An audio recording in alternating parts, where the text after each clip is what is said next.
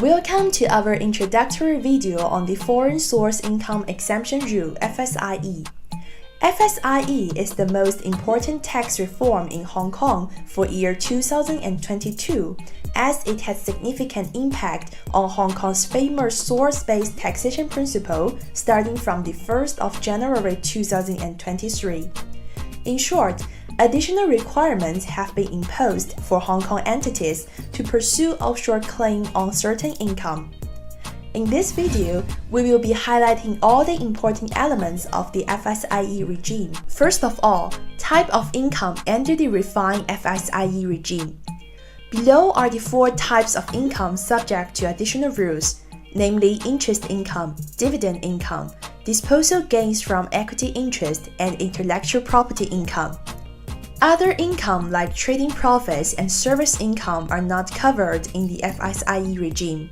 The basic rule of the FSIE regime is that it targets at Hong Kong constituent entity of MNE groups only when its passive income is received in Hong Kong. The definition of received in Hong Kong is important and requires more clarifications from the ILD. On the other hand, the ILD promises if the relevant income is subject to both profits tax in Hong Kong due to FSIE regime and tax of similar nature in other tax jurisdiction, tax credit will be available in Hong Kong, no matter if the counterparty is a DTA partner or not. In order to pursue offshore claim, taxpayers still have to fulfill the source rule for each type of income.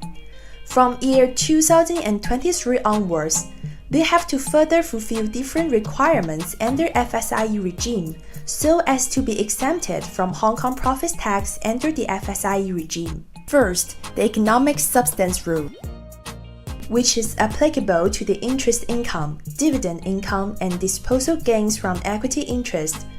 Taxpayers are required to meet the adequacy test to successfully pursue offshore claim.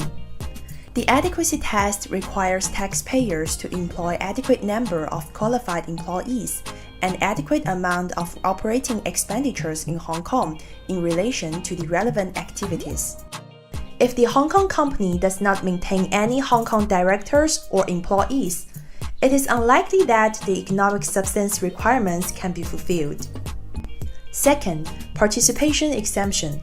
For dividend income and disposal gains, even if taxpayers cannot fulfill economic substance rule, they are still eligible to pursue offshore claim in Hong Kong if they meet all the requirements under the participation exemption.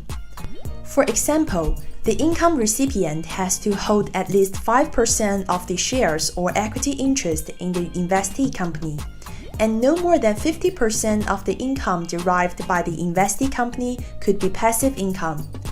You may refer to the screen for more detailed requirements.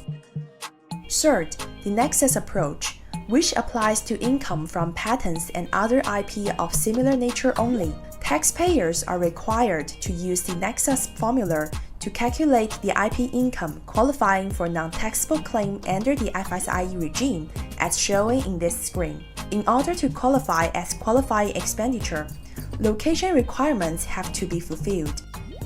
This is the end of this introductory video. With offshore claims serving as a significant part of MNE Group tax planning, the proposed FSIE regime is going to dramatically affect MNE groups. It is therefore important to perform a health check to find out the potential problems and possible solutions before the enforcement of the FSIE regime in year 2023. Our tax advisors are prepared to have a meeting with you, providing your business with some tailor-made advice. If you want to know more, please visit our website www.rnc.hk